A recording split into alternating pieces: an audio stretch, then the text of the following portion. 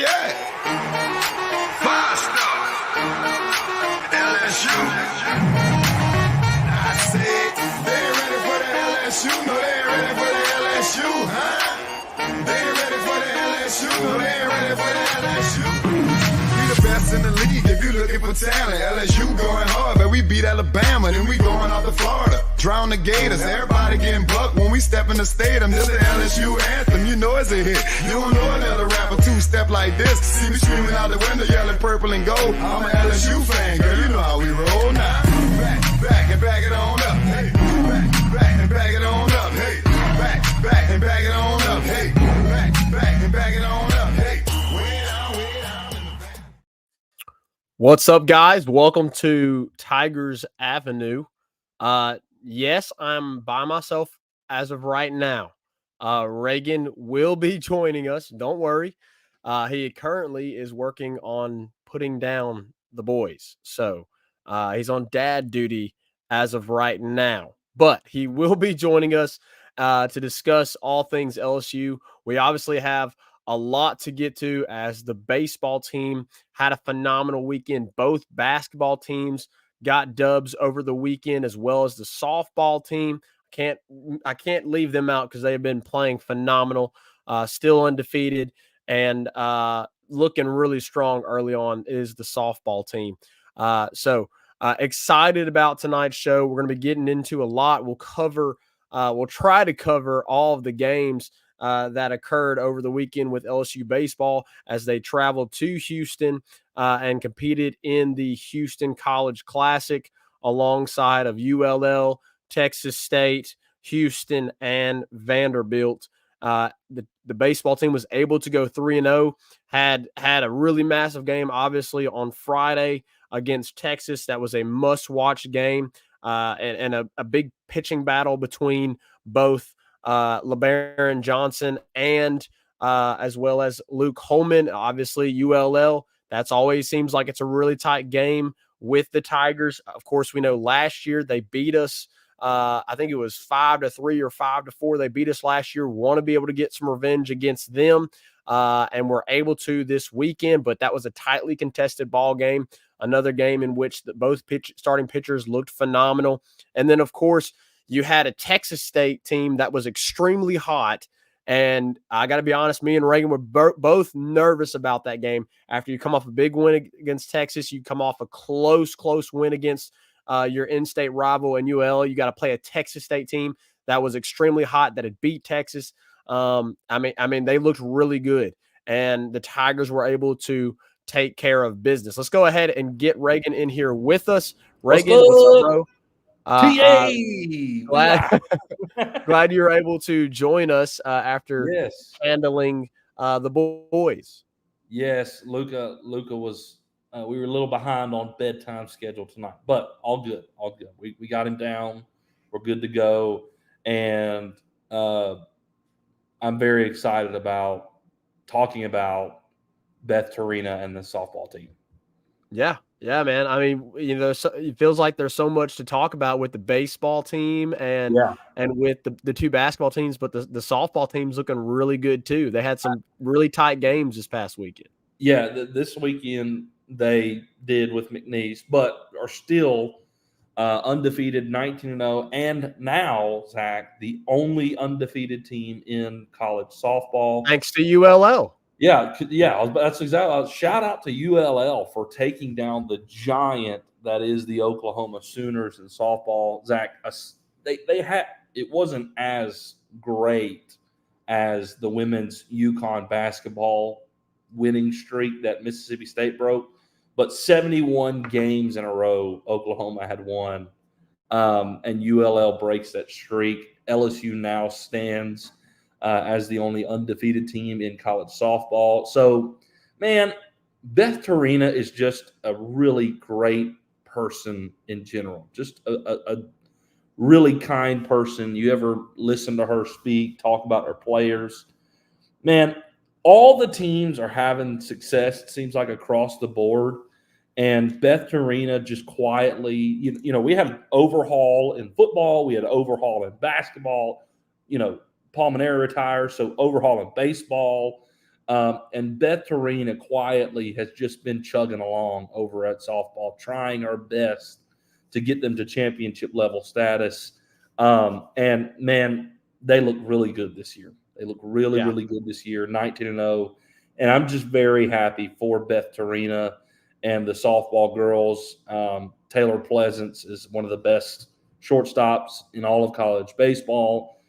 Lynch from the transfer from Washington has been a great addition so far to this team. So just really excited for this team, and I'm very, very happy for Beth Torina, and I hope this continues. And I would love to see the LSU Tigers in Oklahoma City playing for a national championship.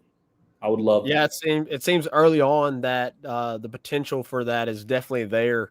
Yeah. We'll see, obviously as they get closer and closer to conference play, how they look in conference. Because honestly, I reckon there's some really good teams in conference that they'll have to deal with, and we'll see how they do, Reagan. But girls keep chugging along. The men had obviously the men as in the baseball team had obviously a massive weekend, Reagan. I just got done kind of going over it a little bit. You had a blue collar game. Is that correct? Am I saying that? Blue collar? Yeah. No. Blue chip. No? Blue chip. Yeah, I see what you're saying. Chip. I was like, blue collar, what you mean? I see what you're saying. Blue bloods. Blue bloods. That's what it is. Had a battle of blue chip is recruiting. Blue blue chip's recruiting. Blue bloods. Or blue collar is working. Yeah. Blue bloods is the teams. We were going to land on it eventually. Okay. Had a battle of the blue bloods in college baseball between LSU and Texas. Obviously, they faced off last year. LSU was able to get the best of Texas in Austin and winning that game 3-0 on a late dinger by Gavin Dugas. And this year, obviously, a lot of hype with it being in Houston at Minute Maid. And you also wanted to see, what LSU could do with this caliber of opponent, Reagan. I think they passed the test soaringly. Reagan, I'll start off. Obviously, we want to give massive credit to Luke Holman. He was put under the lights. He got the Friday start, and dude dominated.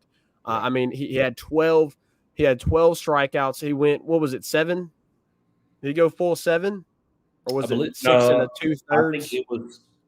I think he got pulled in the 6th inning. Correct. I think he went 6 and 2/3 or 6 and 1/3. I'm gonna pull that up real quick. I think he actually went like 5th and like 2/3. No, you're right. You're right. Ackenhausen came in the 6th inning. 5 and 2/3. Yep. Apologies on my part.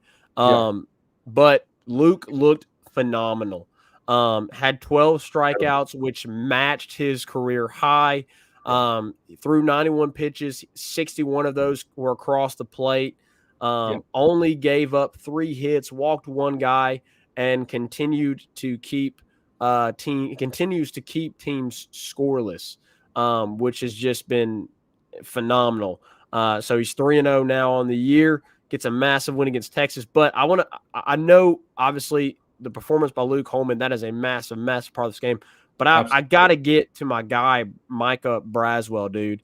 When you weren't able to get anything going, Micah was the guy that was doing the damage. He had the double and in one of the earlier innings, I think it was the 3rd inning maybe, had the double. You thought you were going to score there. I got to be honest, I was a little peeved that we didn't send him in that situation. I understand why they didn't send him. It was hit to left field. It wasn't super deep. I understand why they didn't send him, but I think in that situation, when you're in a tightly contested ball game where it's a pitcher's duel, and you've got 2 outs, and you've just collected, Mike, and then Michael Braswell's hitting the clutch. I think you got to send him in that situation, right? Yeah. I'm not a baseball head coach. I'm not saying I am a genius when it comes to base running, but I felt like in that moment you had to send them. Regardless, Micah Braswell came in the clutch. You didn't score there, but we can't take away from the fact that he was able to get an extremely clutch hit in that moment with 2 outs in a pitcher's battle. And then obviously he's able to get the single later on in the ball game where and I think it was in the fourth. Yeah, it was in the fourth that he got the single and was able to score the 2 runs, which obviously was massive as well, Reagan. So Yeah, I think you have to give a hat tip to Micah Braswell and the absolutely. job that he did against Texas. Absolutely.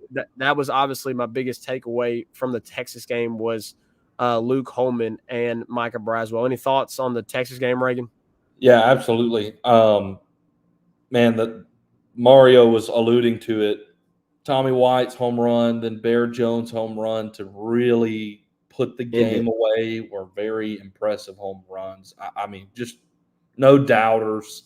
Loved the energy that I saw from Tommy and Jared Jones. Tommy just, hasn't quite been to form yet, and it felt really good to see him get a hold of a ball. He's not been bad by any means, but hasn't been quite the Tommy. Zach, you can tell from the way because he wears his emotions on his sleeve. He's been frustrated at himself at times because he hasn't been as good as he wants to be. And man, to see him hit that ball out and to see him be so excited was super awesome. But Zach, outside of Luke Holman, Nate Ackenhausen was phenomenal. Fidel Continues to be impressive. was awesome as well. I mean, that combo right there on a Friday night, to go Holman, Ackenhausen, Ulloa is. I mean, there's not many teams I think that are beating you on a Friday night with that lineup. Now, obviously, there could be variables where guys have just an off night. Maybe Nate falls apart when he comes in for Holman and just doesn't have it, and they score runs, and our offense isn't able to keep up, whatever it may be. But there's not many Friday nights that I think Holman, Ackenhausen, Ulloa is not getting the job done for you. The only game I can think of like that may be not enough is when you go face Hagen Smith. Or Hagen, is it Hagen Smith, right? Did I say that right? Hagen Smith with the Arkansas Razorbacks. That's going to be a phenomenal matchup. Holman against Hagen is going to be a lot of fun to watch. But man, Zach, kind of the weekend, the pitching as a whole was great. I mean, really, really stinking good. I was very impressed, obviously, with Luke Holman and Ackenhausen and Ulloa. Jump looks really stinking good too, and he's still working his pitch count up. Was still on somewhat of a pitch count limit. They were watching him, and I think he can go further than what he did against ULL, and he was phenomenal in his time against ULL. Third on Sunday, Thatcher Hurd, he wasn't horrible. He was not horrible at all. He was actually very good. And then you had the very long inning where LSU put up 5 runs, and Thatcher was sitting for about half an hour and then came out and got hit on a little bit. And I think part of that is the fact that he had to sit in the dugout for a really long time. But overall, had a much better day than he had been having the last 2 weeks. So, man, the pitching staff is certainly a strength to this team. There's a lot of arms. Gavin Guidry, Justin Lower, who pitched this weekend. There's a lot of things. Griffin Herring, guys you can turn to in bad situations, and that really shined this weekend. Your pitching staff did exactly what you needed to do for this offense to win these games. I was very, very pleased. And Jay Johnson even made mention of this in one of their social media posts when he was, he always gives out the magic moment and gives the lineup card to the player who had the magic moment against Texas State. At the very end, Gavin Guidry comes in after Javen Coleman, kind of got out of hand a little bit in the 9th inning. Not really out of hand, but because the game was 10-3, but they scored 2 runs and it was 10-5, and they're like, okay, Javen's kind of losing it a little bit, so let's bring in Gavin Guidry. Gavin Guidry comes in and shuts the door, and that wins you the tournament. That won you the weekend. Because if the guy standing on second base scores, then Vanderbilt wins the weekend. So, like, those differences in those games say, okay, he ain't got it right now. Hand the ball off to Gavin Guidry comes in, shuts the door, wins you the weekend. So this whole weekend, I was just watching. I'm like, okay, this staff is really stinking good. Yeah, really, really good. Also, something that we didn't really mention, but in the Texas game, something that was really impressive from the hitters, Reagan. You're going up against a guy in LeBaron Johnson that is a true Friday night ace. I mean, elite stuff. Potential first rounder type guy, second rounder type pitcher, and they were able in those first few innings when you went scoreless, they were able to work his pitch count up extremely. I mean, he got pulled. He came out in the 4th, but he didn't even record an out in the 4th. Yep. And I think it was, what was it, Reagan? 80. I think he was at around 80 something pitches or something like that. When he came out, I think he was around 30 something. He had like 30 something in the first inning. I think he was in double digit pitches in the second inning. It might have been in the 20s. So yeah, like they did an absolutely phenomenal job just working the pitcher, being extremely disciplined at the plate, getting in deep counts. And that was a major factor of that ball game. So you saw some impressive outings from the pitching staff, but also from the lineup. Even though necessarily in the first game, you didn't have an offensive explosion, and you saw incredible performances from different players at different times in the first game. If you're going to look at pitching and you're going to look at hitters as well, first game you've got Holman doing what he does, what he's been doing all year, and then you've got Micah Braswell, unsuspected hero that comes out against Texas and is able to get you some extremely crucial hits. You had Bear Jones continue his success with a homer. Tommy has a home run. In the second game, it felt like Hayden Travinski was your entire offense, man. Hayden Travinski really put the team on his back as far as offense goes in the second game, and obviously you had a massive game from Gage Jump. Justin Lohr extremely impressed me in the second game against ULL. He came in and he looked like a back of the bullpen guy that you want to see. Somebody that goes out there, they have command, and they have a swagger about him. You didn't really see that from Justin Lohr in the past few outings, but he was fired up on the mound in the game against ULL. I mean, strutting around the mound, making noise, yelling at his dugout. Giving faces, and it was just really impressive what Justin Lohr. I understand he gave up the home run, and that's going to happen, but overall his performance was the best of the season so far for him. So, you saw some guys that kind of got right this weekend.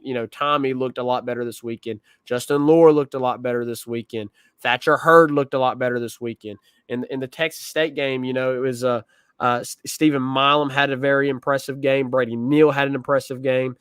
Josh Pearson had an impressive game. All of those. I mean, Neal, Pearson, Milam, they all had 3 hits on the day. Tommy White had 2 hits. Travinski had 2 hits. Jake Brown had 2 hits. I mean, overall, on the weekend, on Sunday, the offense of output was there, and you saw the guys that you're expecting to contribute to this team. They were able to get you extremely clutch hits and moments that you needed them. So yeah, overall, just a really great weekend for the baseball team. Speaking of Jake Brown, I do not envy Jay Johnson's position whatsoever, because the reality is we all know that Michael Braswell over the offseason completely remade his swing, his stance, his approach. And then in the fall, you were seeing him hit very well. Now, it didn't start off well at the beginning of the year, but it feels like he's coming along at the plate. Zach, last year he had a total of like 23 RBIs. The dude's already close to like half of that. So the improvement is already being shown. He's getting close to a 300 batting average, and I expect that to continue. So with that being said, earlier with his struggles, we were like, okay, maybe you throw Milam at shortstop, put Pearson, and then Jake Brown. But, dude, Braswell looked really great this weekend. He keeps hitting. Jake Brown keeps hitting. Josh Pearson comes out on Sunday and has a 3-hit game, has an absolute bomb of a home run. Milam keeps doing what he's doing. Milam looks phenomenal on the defensive side of the ball, let alone his offense is solid as can be as a freshman. I mean, the dude does not look like a freshman at the plate at all. He's extremely disciplined in his at-bats. And he offers you a switch bat. He bats from both sides. So there's that advantage as well. So it's like, what in the world do you do with that situation? And you know what? Sunday, Bingham took the day off. Well, he ended up coming in like late in the game, but the starting lineup had Pearson, Brown, Braswell, Milam. So you're just I don't know if there will ever be quite I don't know if there will ever be just an absolute separation. Now there's a long season, and there could be an injury. There could be a guy who just falls off, takes over, and it's just like, okay, we can't take him out whatsoever.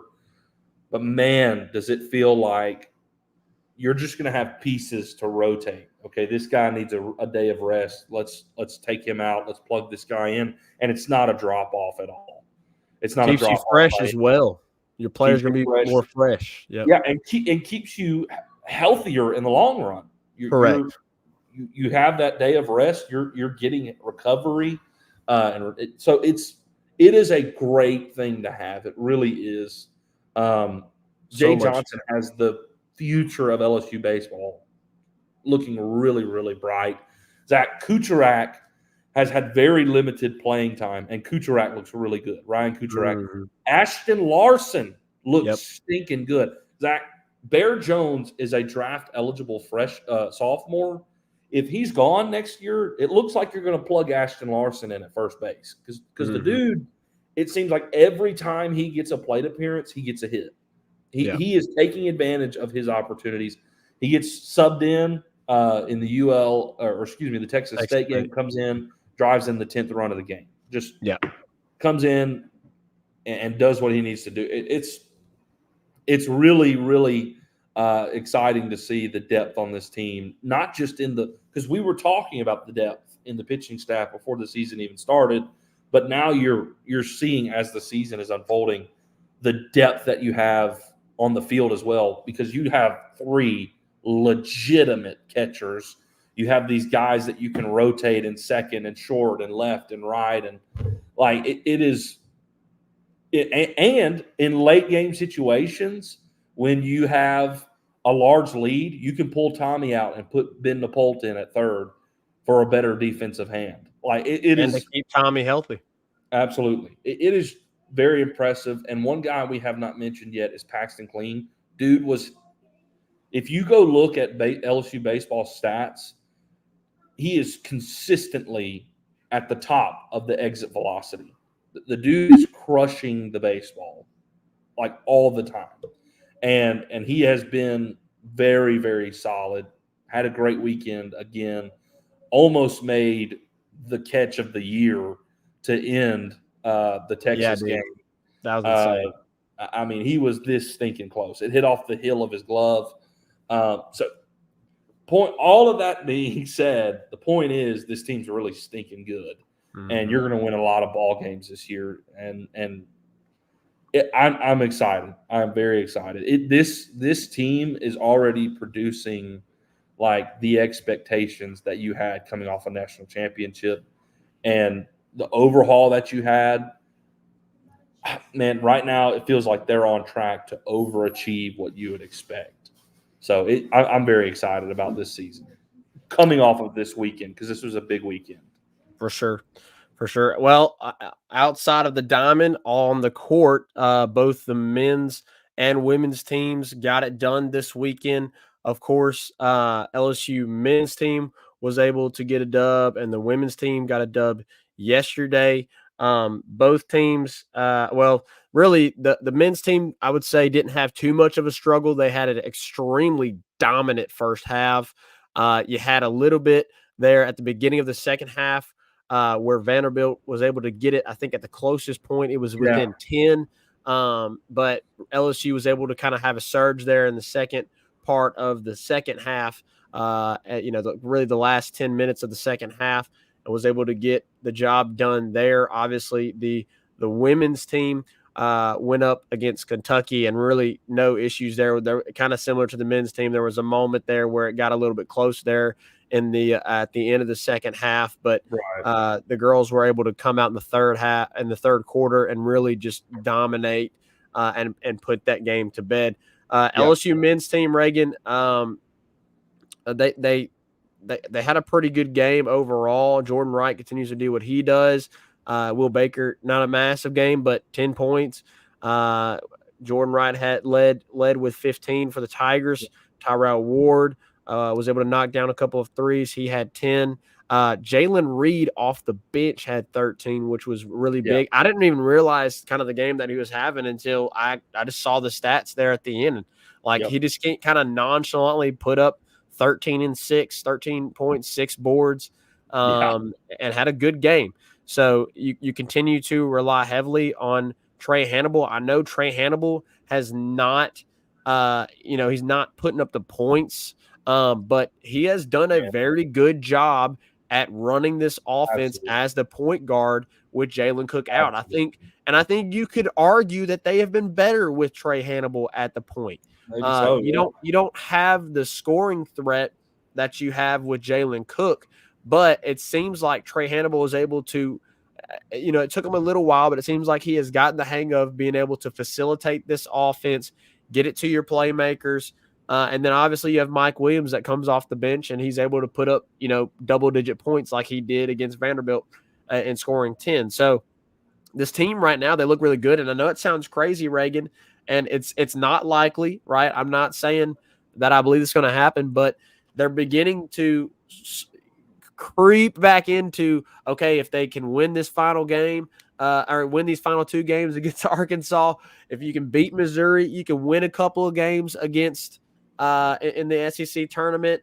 Texas A&M maybe doesn't have a strong outing because they're, Texas A&M is kind of on the bubble. Ole Miss is kind of on the bubble. You want Ole Miss and Texas A&M to not have strong finishes here in the season. So let's just say Texas A&M and Ole Miss have, horrible endings to their regular season, and they're one and done in the SEC tournament. And let's just say LSU goes 2-0, and then they win a couple of games in the SEC tournament. Then you start to really question: is it possible for LSU to sneak into the NCAA tournament? Again, not likely. I'm not saying it's going to happen. In fact, I don't think it's going to happen. I really don't. But that is a conversation that is being had. I mean, they began to discuss it on the broadcast whenever LSU was playing Vanderbilt, which I was like, wow, okay, this is being talked about. So this thing isn't dead yet. But obviously, I think they will make the NIT. And, you've been discussing it, a phenomenal way for this season. You had a brutal stretch of games, but for Matt McMahon to have this team where they're at right now, I think they're exceeding expectations, and they're having a really good end to this season so far.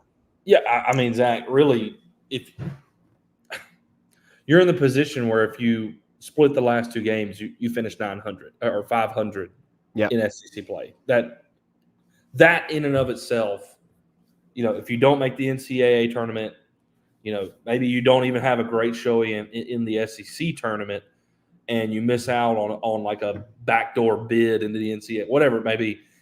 If all you are is an NIT team that's 500 in conference, that is a vast, vast improvement from last season. It really is. And Zach, to backtrack just a little bit, Trey Hannibal, I don't know if I have ever seen a player impact the game so much and not score a single point. Like the impact that he has on the game does not show on the stat sheet. I mean, he draws defenses into the paint, and when he's able to do that, you're able to kick it out to your scorers. He is such an, and I hate to even put it this way, he's such an odd style of play. It's very unique.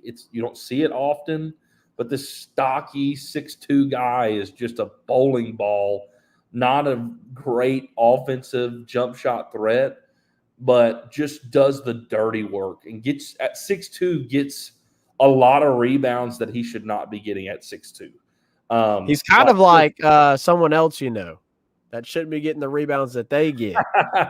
Not necessarily a bowling ball, more like a short, skinny white boy, but and gets rebounds that he shouldn't. Yeah. Facilitates, gets the ball to his scorers. I'm just saying. Not a great offensive threat, can score a little bit, but Jacksonville starting freshman. Yeah. Anyways, no, he really does, Zach. He has a major impact on the game, even though it doesn't show on the stat sheet. Very impressed with Trey Hannibal. And Zach, we've got to talk about it.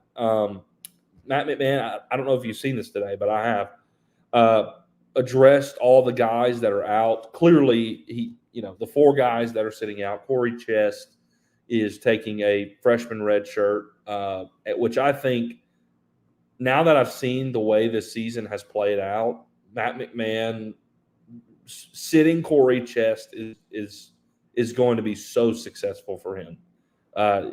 Next year, Corey Chest is going to make a name for himself. Mark my words. Do not forget this. Corey Chest will be one of your best players next year. According to Matt McMahon, has put on 15 pounds of muscle. Valuable reps and practice is maturing and learning with the team, and next year is going to be a huge player on this team. Really looking forward to him. But he's one of the guys who's sitting out. Matt McMahon said he's taking a red shirt.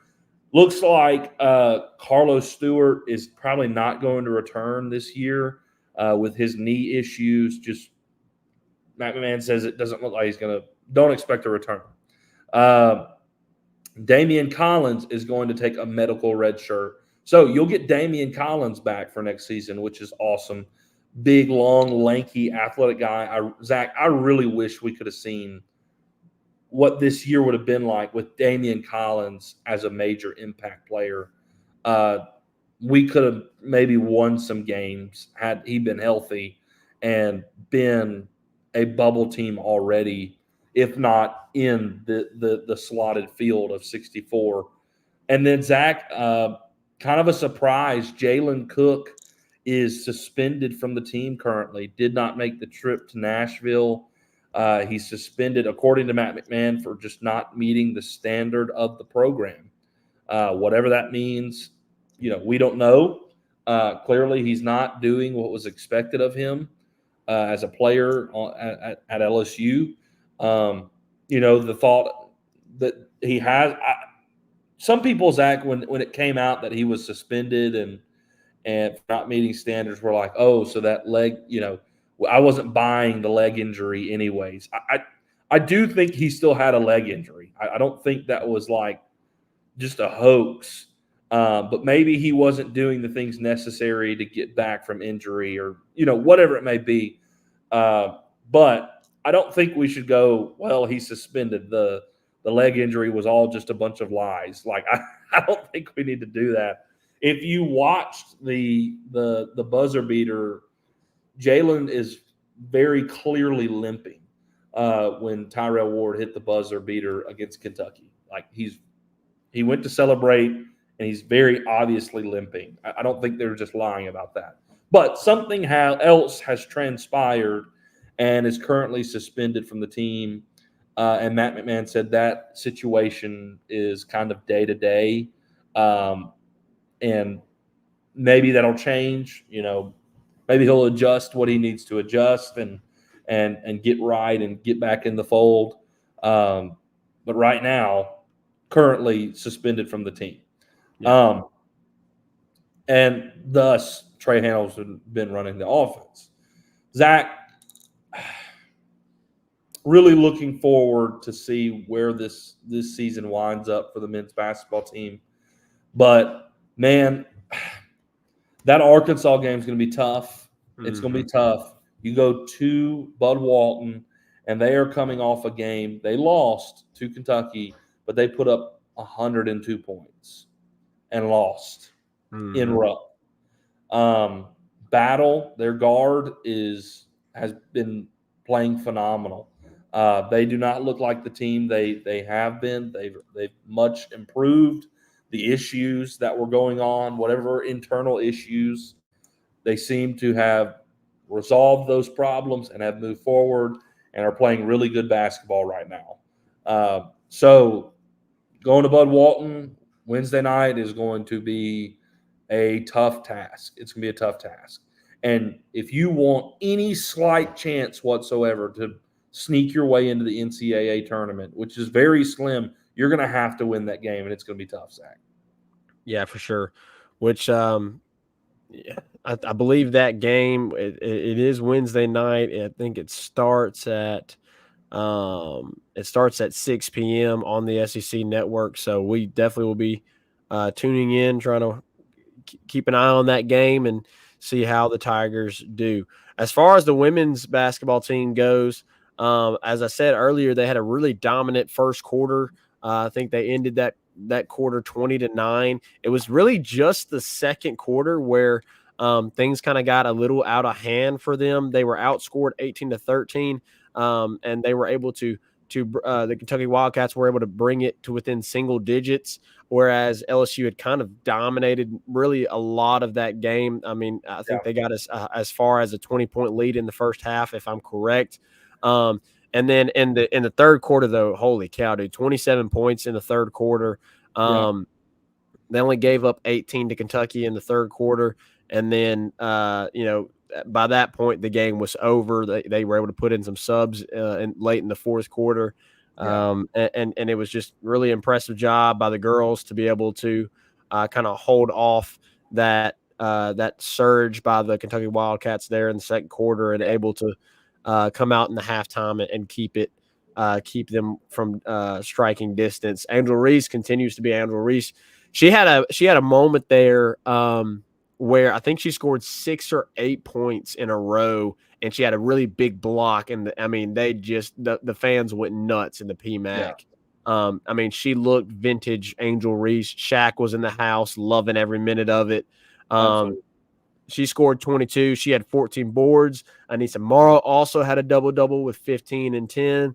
Last Sherpoa continues to do what she normally does, which is just contribute to the team in a huge way. We did not see Michaela Williams this game. A lot of people were a little concerned because when they started the game, you see Michaela Williams, she's in a boot.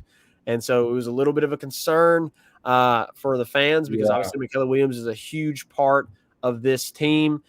She is your best deep threat from outside the arch. Kim Mulkey said it is strictly precautionary and that they expect her to be fine. Flau'jae Johnson had 21 and 7. She had a big game. Haley Van Lith continues to seem to get back to her old Louisville ways and continues to have more offensive output. She had 15 points. You didn't really have any bench points. I think it was Kent had like 2 points. And again, that continues to be a little bit of a concern, but it didn't affect them last year. We'll see if it affects them this year. it'll be good to get Michaela Williams back. I imagine she would be back for the SEC tournament. But we'll go ahead, Reagan. I think we're good. We can take a break. Zach, when we come back. Go ahead. Yeah. Well, one last thing, women's basketball that I think we got to address before we take the break and move on to the next preview. Senior Day. Does Angel Reese come back for the 5th year? I don't think so. I think her Really? participating in Senior Day kind of shows that she's going to make the move. Why do you participate in Senior Day if you plan to come back? Well, she's a senior. It's true. It's true. We will see. I mean, again, she is going to have a lot more opportunity financially if she comes back to play for LSU next year. And let's just say, it ends on a bad note. They don't win the national championship, or maybe they get put out early or something like that. Hopefully not. But, I think there is a strong possibility that she could return. I think Senior Day puts a little bit of doubt in a lot of people's minds as if she will return or not. But it's a good point you make. It's a good point you make. I think that participating in Senior Day makes her more money, if you want my opinion. I think it makes her more money, and I think she – because then people are like, oh, we don't want her to leave. Let's throw some more money at her. That's correct. That's correct. The reality is she will make way more money at LSU next year. And, Zach, not only will she make more money, but she'll have way more exposure. The WNBA product is not like the women's college basketball product right now. Mm-hmm. The women's college basketball product that's put on television is way better than WNBA right now. So money and status is here at LSU. I got a thumbs up there. Money and status is here at LSU. And honestly, you participate in Senior Day, you make people go, man, we really want her back. Yeah. You know what I mean? And they pull out that money. She's already making a lot of money. And she can make more money if she comes back. I think she will. I think she loves playing at LSU. I think she loves Kim Mulkey. She comes back another year. The schooling will be extremely minimal. Like she'll probably barely ever do school. Just play basketball, pretty much. She literally doesn't even go to class anymore. Like right now, she doesn't even go to class. Everything she does is online because of the status that she has. She can't go to class. I mean, come on. That status and money and way of life feels really good at home for the Bayou Barbie in Baton Rouge. So I don't know. That's just my thought. That's just my thought. She loves LSU, and you can make more money in it. Why not? Why not? It is a very good point you make. She certainly could go to the WNBA, and the reality is I don't think it would be like Alexis Morris where she's picked or LaDaisia Williams where she's picked and just let go. She's going to be like Aaliyah Boston last year who's like top pick, and she's going to be on a team for foreseeable future. Yeah, for sure. Ray, let's get to a couple comments, and then we'll take a break. Absolutely.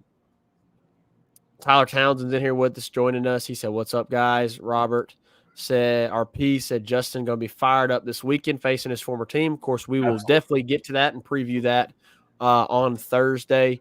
Carl Dunn said, Gage Jump is that dude. He said, sounds like an agent is whispering in his ear. I wonder, when I saw that comment pop up, I thought he may have been talking about Jalen Cook. Huh. We'll see. Because that was about RP said Michaela Williams has plantar fasciitis injury, just like Haley Van Lith had earlier in the season. Just something you kind of have to work along. I think they'll have time to get her back. Hopefully, if not by the first game of the SEC tournament, by the second. Cardone said the women need to get better from outside shooting. I do agree. And not having Michaela Williams hurts. We know Haley Van Lith can hit it. Outside of Haley Van Lith and Michaela Williams, you really don't have another three-point threat. not much. I mean, you don't. I mean, Flau'jae Johnson too. I should mention Flau'jae Johnson. Flau'jae Johnson can hit it, but you kind of have Michaela Williams is your best 3-point, and then there's Haley Van Lith, and then there's Flau'jae. But that's really it. But they haven't really necessarily needed it a whole lot this season. But we're gonna see. All right, let's take a break, and then when we come back, we will preview the LSU baseball game coming up this midweek. We'll also preview the LSU basketball. We already kind of mentioned it, but the LSU basketball game, and then we can also discuss a little bit of the SEC women's tournament, as LSU obviously is going to get I think it's first round bye. I think it's technically 2, but not really, because you have the 2 lower seeds or the 4 lower seeds that are going to do the play in. So I guess it's technically first round bye, but whatever you want to call it. We'll discuss their potential matchup as they will be set to play Friday. And then obviously on our show Thursday, we can actually preview who they will be playing. But we can discuss potential teams that they're going to be playing right after this. 5-Star Hero, your intro and outro music for the Tigers Avenue show. They ain't ready for that LSU. Go check out all his other music on all the major platforms. Don't forget to follow him on Instagram at Saints Anthem and at Twitter at One Nation Doty. Don't forget to check out his Facebook page for all his Saints and LSU merchandise. Can't get any better than Sarah Klein Stevens, attorney at law. Her firm focuses on the needs of the elderly and maintaining their dignity throughout the process. Here for you, here for your family. Sarah Klein Stevens, attorney at law. Right back at it here in the Tigers Avenue. Zach, we got a little midweek discussion, little preview on this midweek. You got a baseball game tomorrow, or Wednesday night, a basketball game as well. The women's coming up this Friday. LSU, Zach, I don't know what you think about this, Zach, but I love when LSU, our baseball team, travels to midweek games. I don't know why, but I like it when they travel to a different place in the midweek. It's a bit of a challenge. It's not just a breeze. You're at home against this nobody team. It's a challenge, and it's good resume building wins. Zach, they go to Hammond, about an hour trip to Hammond, and they play at Southeastern Louisiana. Now, Zach, they are coming off a win against the number 11 ranked Eastern Carolina Pirates. I almost said Panthers. The East Carolina Pirates. So this team is a solid team that you're going to be playing in the Lions. This is a game that we've watched for years now. RP, hopefully Southeastern ESPN Plus works this time around. I remember that. Do you not remember that, Zach? Yeah, I remember being frustrated by that. Scream at technical difficulties. I hope that issue does not arise again. You're absolutely right. But Zach, nobody got to watch that game. I don't think. No, you didn't, because most of that game. Maybe I don't think it was. Maybe it was any of the game. No, because Southeastern literally was like, "Oh, well, we got some technical difficulties. We can't do it." I was like, "What?" I was very frustrated that night because I love. That's what I love about baseball season. I love that midweek game. With football season, it's like Saturday, and you're just hungry for another game. Mm-hmm. And man, baseball, like after a weekend series, I'm hungry for another game, and that midweek is just enough. It's just enough. It's the appetizer. It's the appetizer. Yes, and I get irritated when I don't get to watch my midweek game, and that did frustrate me. So Zach, obviously, this weekend, Holman and Jump and Hurd were the starters. Clearly, you think Kate Anderson is getting the ball. Yeah.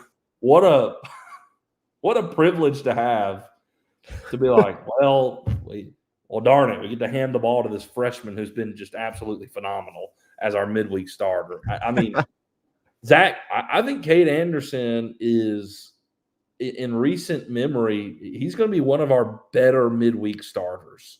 I'm trying to think who may have been our midweek starter last year. I don't even know if we had a set midweek starter last year or the year before that. This year you have a set guy. It's like, hey, this is our fourth guy. Was it Blake Money maybe a little bit? And I don't remember. I think we kind of rotated guys. Yeah. Yeah. There wasn't just one guy right. This year you have a guy who's going to be your backup starter, right? Like if something happens, Cade Anderson's getting plugged in the weekend. So it is a real blessing, if you will, to have Cade Anderson go out there in the midweek, and he's probably going to shove again. Zach, he's been great. I'm very excited to watch him again.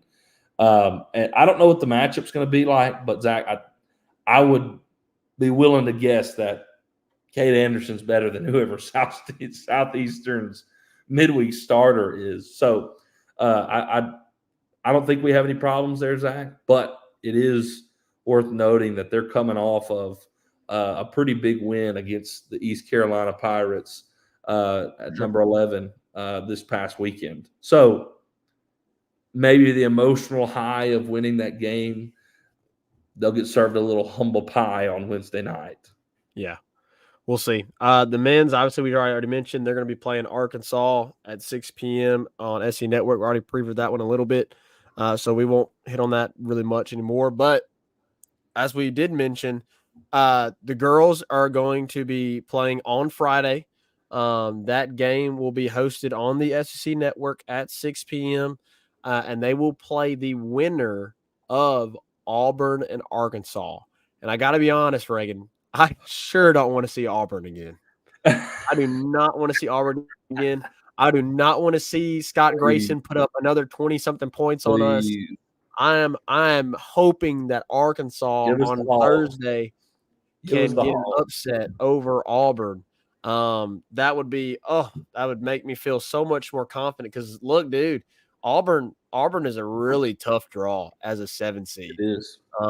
It is. I understand. They match up really well with us. So it scares me a little bit because you definitely want to get a crack at South Carolina again. But I'm nervous about. I got to be honest. I'm nervous about that. If there is a potential that you don't play South Carolina in the championship game, I think it might be in that first game against Auburn if Auburn is able to beat Arkansas on Thursday. So I got to be honest, Reagan, I'm nervous about that. But obviously the top four seeds are number 1 South Carolina, number 2 LSU, number 3 Ole Miss, number 4 Alabama. LSU had no issues with those other 2 top seeds outside of South Carolina. Really, no issues. But Auburn caused LSU issues. So we'll see what happens. That game will be on Friday night at 6 p.m. on the SC Network. If you win that game, then you're going to play on Saturday at 7 p.m. Against the winner of the 3 and of Ole Miss and whoever they play. They will play either Vanderbilt. More possible there. Yeah, there's so many more possibilities there, but Ole Miss is going to play either Vanderbilt or Florida or Missouri out of all those teams. So if you win your game on Friday, you could be playing one of Ole Miss, Vanderbilt, Florida, Missouri. Yeah, and Zach, honestly, other than getting Auburn as a draw, and that is a tough draw if you have to play them. But if you get past Auburn, I really like the chances to make it to the championship game. Yeah, I agree. I'm more nervous about playing Auburn in the first game than I am about going to the semifinal and having to play Ole Miss, Vanderbilt, Missouri, Florida. Like genuinely, I am more nervous about the first game. Like if you get put out in this tournament, it is more likely that you get put out in the first round than in the second round. Yeah. Yeah, absolutely. Well, I mean, In my considering opinion. In the my way opinion. the games have gone, yeah, that it does feel that way. But I like LSU's draw outside of that. Man, I really, really want another crack at South Carolina. I mean, it'll suck if you go to the championship game and get beat by them, but I just want another shot at them. I really would love to quiet the Carolina fans a little bit, and because they have Knock that. down Don Staley down a peg. Yeah, they have that mentality, that, well, we got beat by Iowa and you didn't have to face us in the championship. But in all reality, it's kind of like, okay, but we really put it on to Iowa and y'all lost to them. So Mhm. it doesn't really matter because you lost to Iowa and we whooped Iowa in the national championship. But still that idea there that they say, Yeah. oh well, you didn't have to see You us. haven't beaten us yet. Yeah, and then we played them again in Baton Rouge and they squeaked it out. Just you want to get that monkey off your back, right? You want to Mhm. get that monkey off your back. But to Carl Dunn's point there, Yeah, I was gonna say the same thing. the NCAA tournament is clearly the more important tournament than the SEC. If you lose last year, you lose to Tennessee, you go on to win the national championship. The Nobody baseball cares. team, Nobody same thing. cares. Yeah, nobody cares that Tennessee beat LSU in the SEC tournament. You know what everybody talks about? LSU having the ring, Yeah. and Angel Reese and beating Caitlin Clark. And to your point, LSU baseball, they go to Hoover, they lose to Arkansas, they lose to A&M. Nobody talks about that, though. What do they talk about? They talk about Paul Skeens and Rhett Lauder and Tommy White's walk-off home run to make it to the College World Series. They talk about Game 1, Cade Beloso's home run to win the first game, and then, of course, the dominant win in Game 3 to cap out a national championship. Nobody's talking about Arkansas and A&M beating LSU in the SEC tournament. Nobody cares. I don't even remember. I don't even remember who won it. I don't even remember who won the SEC tournament. SEC tournament? Maybe Vanderbilt. I think it was Vanderbilt, maybe. But who cares? Get it in the comments. We got a few people in here. Who won the SEC tournament in baseball this year? Because we don't on June. I think it was Vanderbilt. I'm just going to go on a hunt there. That's the point. What does it matter? It doesn't. It doesn't matter. What was more important was the NCAA tournament, and the reality was, Zach, you were a little banged up in the SEC tournament, and it was beneficial for you to pack up at Hoover and go home for a little bit, and heal up before you started your regionals there in Baton Rouge. And that might be the case with the girls' team. You got Michaela Williams a little banged up.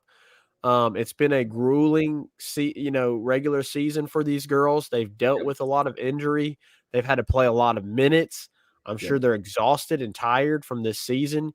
You don't have Samaya Smith. You don't have Kateri Poole being kicked off the team.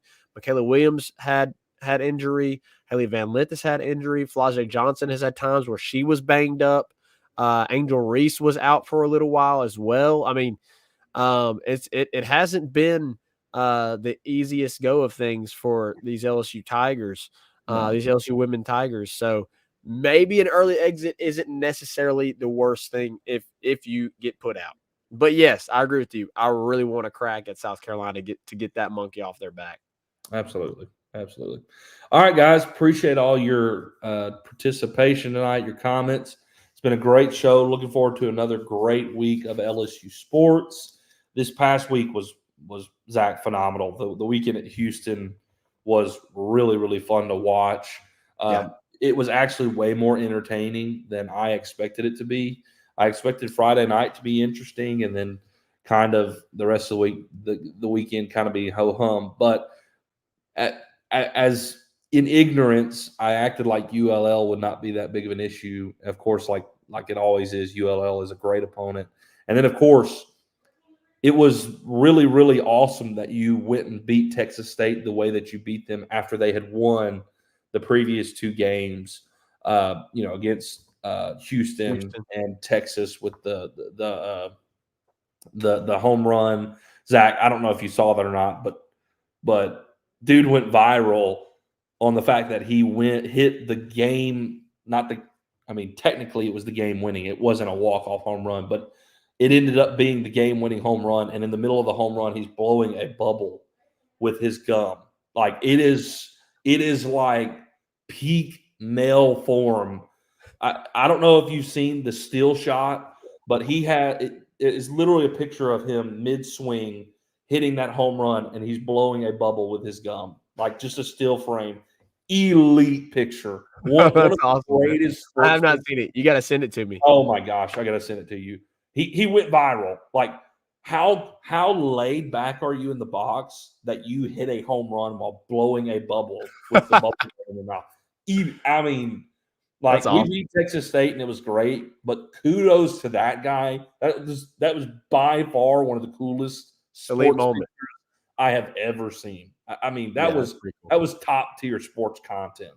I absolutely love that. So I will go find it for you and send it to you. Yeah, definitely send that to me.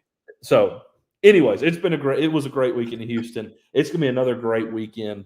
Zach, we'll preview it on our next show, but LSU's got the midweek LSU basketball big game. Bud Walton women's tournament is beginning this week as well, and then the men will play in Baton Rouge against a very good Xavier team. Justin Lohr going to be extra fired up about this weekend playing his former team. It's going to be another great weekend.